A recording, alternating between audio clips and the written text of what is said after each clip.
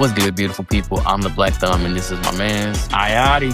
And welcome to OK Bet Podcast, the podcast where we break down news, sports, entertainment, politics, and music. Hey, if it's trending, wow, or just make you say, damn, okay, bet. We're going to talk about it. So, what's on our agenda today, T? All right, so for our next headline, we're just going to keep the Kung Fu Kenny conversation going. So Kung Fu Kenny refuses to take any losses since his feud with Drake became very public last summer. Kendrick got the Midas touch right now, so much so that he took home 5 Grammys recently, and all of them for his iconic hit, Not Like Us. So Ayati, what is your reaction to Kendrick's Grammy success, and what do you see on the horizon for the Kendrick-Drake feud? Well, I'll just, beat this into the ground. I am personally tired of Not Like Us. So I don't want to hear that shit no more. And the fact that he won 5 from it, I was like, I'm going to have to hear this shit more. I'm going to hear this shit again. And I did have to hear it again. Mm-hmm. Every time you turn the radio, you hear that shit. You hear it in commercials now. Because I'm like, what the fuck? Y'all use this in commercials? Like, it's squabble up commercials. Mm-hmm. It's like you're using things that are considered battle rap songs for commercial purposes. Mm-hmm. And after the damn Super Bowl, now, see, there's a fucking special on Hulu. Hulu and some other app made like a documentary of the beef. It got released. That makes sense. I'm surprised there haven't been more. It's Drake versus Kendrick. Yeah, right? I'm surprised there haven't been more of these because everybody's got one on Diddy now. But it feels so creepy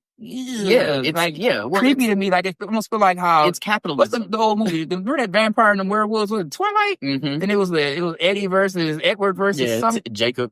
I think Team Jacob and all that. But that's what it feel like right now. Team Kendrick, Team Drake. And I'm like, what the fuck? So it's like these people sitting down explaining the whole beef to people, I guess, who don't know nothing about it, and explain, I guess, the background and how deep it is, which is cool.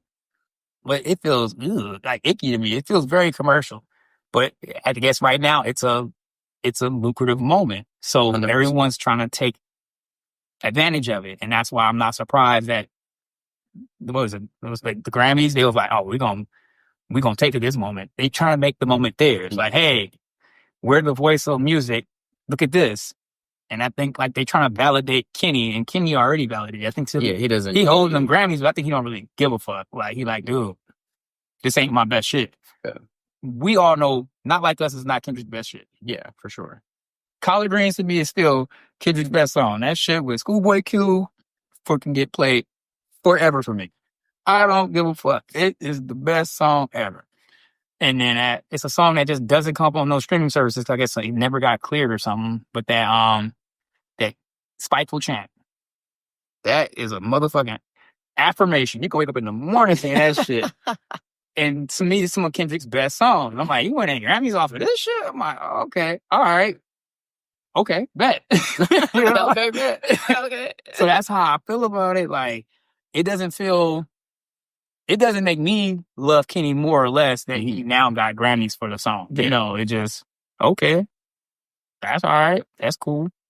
Yeah. I mean, I think Kendrick winning 5 Grammys and sweeping the Grammys for this one song, I think it just further solidifies that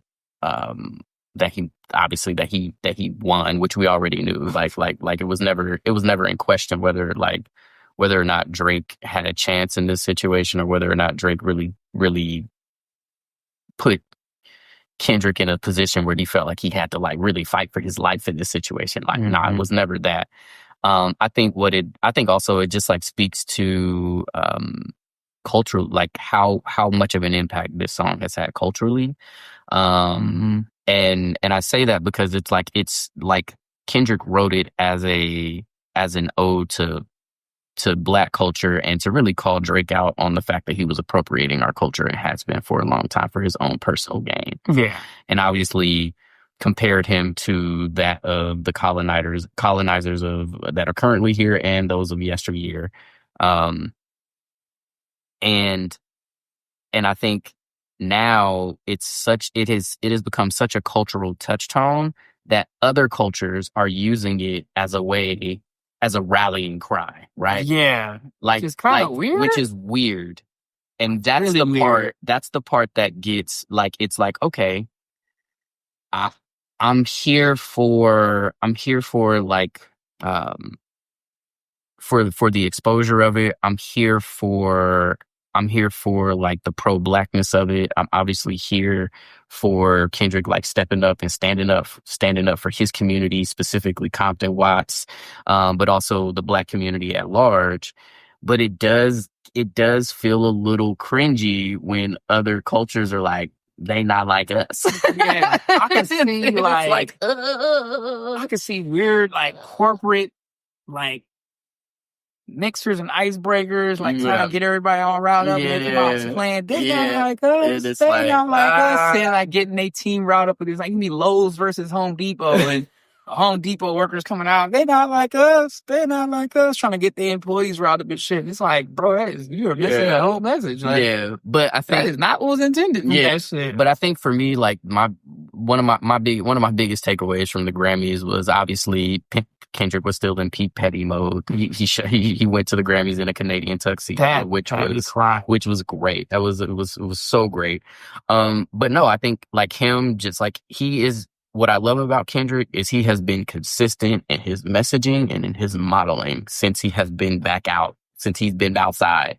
And he talked about, like, I feel like his Super Bowl performance was the embodiment of his Grammy speeches. His Grammy speeches really, really hit on the importance of Black culture, hip hop culture, and how we are the culture. Yeah. Like, we shape the culture. We move the culture. We are the needle. Yeah. Like, we are it, and nothing happens, nothing of note and that feels iconic and that feels big. Nothing like that happens without Black culture and without hip hop culture. And I thought it was great to hear him say that verbally and then get that physical, like visual, aesthetic representation of that in a very public way at the Super Bowl. Yeah. And that's it. That wraps that headline up. Yes, sir. Okay. Moving on to the next. Okay, bet. Let's go. All right, y'all. So that is our first Okay Bet episode. And so we so much appreciate y'all watching, listening. So make sure y'all go out and like, share, subscribe, comment, follow, do all the things to get in contact with us and let us know how you feel about the new podcast. And with that being said, Ayati, stay casual.